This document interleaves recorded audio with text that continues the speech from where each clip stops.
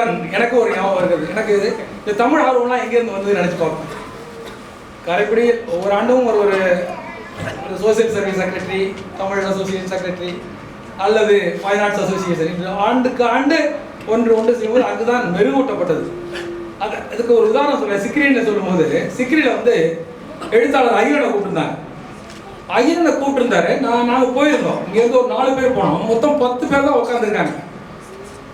எல்லா விஞ்ஞானிகள் இருந்த அந்த சிக்ரியில் 10 பேர் மட்டும் இருந்தார்கள்.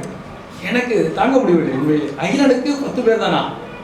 உடனே நேராக வந்தேன். SCH 50 ஜூனியர்லாம் இருக்காங்கல்ல, ரேக்கிங் பண்ணி எல்லாம் வச்சிருக்கோம்ல, அத்தனை பேர் 40 பேரை கூப்பிட்டேன்.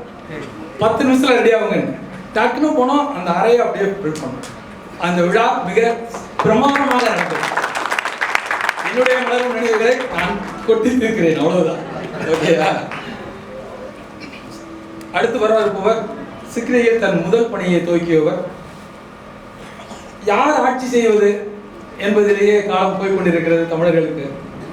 ஆனால் ஆராய்ச்சி செய்வதிலேயே தன்னுடைய வாழ்நாளை செய்து கொண்டிருக்கின்ற டாக்டர் சுவாமிநாதன் அவர்களை தற்போது இங்கே அழைக்கின்றேன். டாக்டர் சுவாமிநாதன்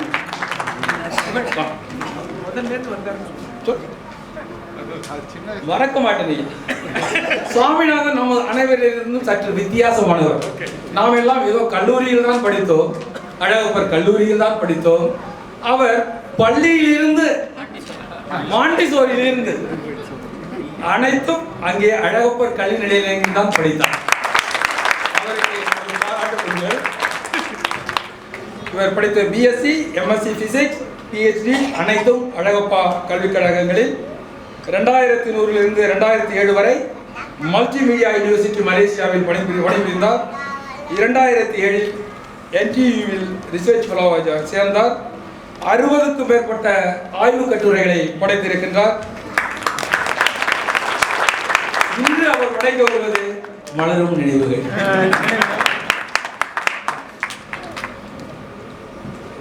அவையோர் அனைவருக்கும் எனது மாலை வணக்கங்கள். அனைவருக்கும் தமிழ் புத்தாண்டு நல்வாழ்த்துக்கள். நான் சின்ன பிள்ளையா இருக்கும்போது எங்கள் அப்பாட்ட கேட்டது ஒரே ஒரு விஷயம்தான்.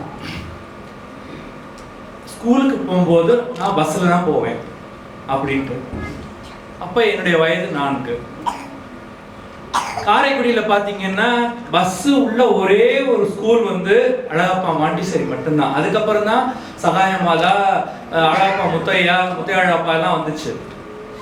என்னுடைய தகப்பனை கேட்டு உடனே அவர் என்ன செஞ்சார், ஸ்கூலில் போய் கேட்டு உடனே எனக்கு LKG அட்மிஷன் கிடச்சிச்சு. அங்கே அன்னைக்கு என்னுடைய பள்ளி பருவத்தை அங்கே தொடர்ந்தேன். LKG UKG முடிச்சு அப்புறம் அழகப்பா ப்ரிப்ரேட்டரிக்கு வந்தேன். ப்ரிப்ரேட்டரிலையும் முடிச்சு அதுக்கப்புறம் அழகப்பா மாடல் ஹை ஸ்கூல், அப்புறம் மாடல் ஹையர் செகண்டரி ஸ்கூல், அதுக்கப்புறம் அழகப்பா காலேஜ் முடிச்சுட்டு எனக்கு MSc அங்கேயே கிடச்சிச்சு. கிடைச்சதுக்கப்புறம் எனக்கு வந்து மேலே படிக்கணும் அப்படிங்கிற ஒரு பெரிய ஆசை. ஆனால் குடும்பத்துடைய சூழ்நிலை வந்து, ஏன்னா அப்பா இல்லை, அம்மா மட்டும் தான் பார்த்துட்டாங்க. அந்த சூழ்நிலையை படிக்கணும் அப்படிங்கிற ஒரு வைராக்கியம். ஸோ PhD வந்து சிக்ரியில் முடித்தேன். இந்த காலேஜ் பருவங்களில் பார்த்தீங்கன்னா இப்போ இங்கே என்னுடைய ஜூனியர்ஸ் சீனியர்ஸ் எல்லாம் இருக்காங்க. அதில் அந்த வாழ்க்கை திருப்பி கிடைக்காது. ஜோஸு, பாஸ்கர், பழனியப்பன், அதே மாதிரி இப்போ சிக்ரி லைஃப்பில் வந்து வரும்போது எனக்கு என்னுடைய தீசிஸ்க்கு மிக உதவியாக இருந்தவங்க நம்ம டாக்டர் கருப்பேன்னு. இந்த நேரில் அவங்களுக்கு நன்றி சொல்லிக்கிறேன். ரொம்ப எனக்கு சிரமமான இந்த நேரத்தில் எனக்கு ரொம்ப உறுதியாக இருந்தாங்க. ஸோ சிக்ரியில் நான் வேலை முடிந்து தீசிஸ் சப்மிட் பண்ண உடனே ஒரு 2-3 மாதங்கள்ல எனக்கு வேலை கிடைத்தது. குடும்ப சூழ்நிலை காரணமாக வெளிநாட்டில் வேலை கிடைத்தவுடன் உடனேயே சென்றேன். ஆனால் மனதுக்குள் ஒரு வெறுமை. என்ன வெறுமை என்று எனக்கு அப்பொழுது தெரியவில்லை. அறியா பருவம். அப்பொழுது என்ன வெறுமை என்று தெரியவில்லை. ஏதோ போறோம், கண்டிப்பா காசு சம்பாதிக்கிறதுக்கா போறோம் அப்படின்ட்டு மலேசியாவில் வேலை பார்த்து அங்கேயும் முடிச்சுட்டு அப்புறம் NTUவில் வர, ஏன்னா ஆராய்ச்சியில் ரொம்ப ஈடுபாடு இருந்ததுனால NTUக்கு வந்தேன்.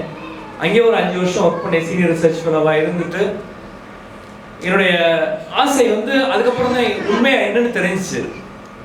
அழகப்பர் வந்து வள்ளல் அழகப்ப செட்டியார் வந்து இந்த கல்வி நிறுவனங்கள் கொண்டு வராம இருந்தா எத்தனை லட்சம் குடும்பங்கள் தத்தளித்திருக்கும் என்பது எல்லோருக்கும் தெரிந்த விஷயம். அதே போல் ஒரு பெரிய விஷயத்தை அவங்க பண்ணிட்டு போயிட்டாங்க ஆல்ரெடி. இதுக்கு மேல யாருமே பண்ண முடியாது, இதுக்கு மேல யாருமே பண்ண முடியாது. எனக்கு என்னுடைய ஆசை வந்து அப்பதான் எனக்கு கரெக்டா தெரிஞ்சிச்சு, நம்ம ஊர்ல அவங்க பண்ணின மாதிரி நம்ம ஆராய்ச்சியில ஏதாவது ஒன்று பண்ணணும் அப்படிங்கிற ஆசை எனக்கு வந்தது. நான் NTUல ஒர்க் பண்ணும் போது அப்பதான் வந்து ஒரு சிறிய ஆராய்ச்சி நிறுவனத்தை காரைக்குடியில் துவங்குவோம் அப்படின்னு சொல்லிட்டு என்னுடைய நண்பர்கள் உதவியினால், இதுக்கு பல நண்பர்கள் உதவி இருக்காங்க, அவருடைய உதவியினால காரைக்குடியில கேலக்ஸி ரிசர்ச் டெக்னாலஜின்னு ஒரு கம்பெனி ஓப்பன் பண்ணோம். அது ஓப்பன் பண்ணி கொஞ்சம் கொஞ்சமா வந்து எங்களுக்கு கவர்மெண்ட் சப்போர்ட், கவர்மெண்ட் கிராண்ட்ஸ் எல்லாம் கிடைச்சு கொஞ்சம் கொஞ்சமா படிப்படியா மேல வந்துட்டோம். மேல வந்து செட்டியாருடைய ஆசீர்வாதத்தினால் இன்னைக்கு என்னுடைய அலுவலகம் அழகப்பா யூனிவர்சிட்டிக்குள்ள எனக்கு 4000 சதுரடி கொடுத்து என்னுடைய ஆராய்ச்சி நிறுவனத்தை உள்ள வச்சிருக்காங்க. அதுக்கு வந்து 4 வருஷம் போராடி இன்னைக்கு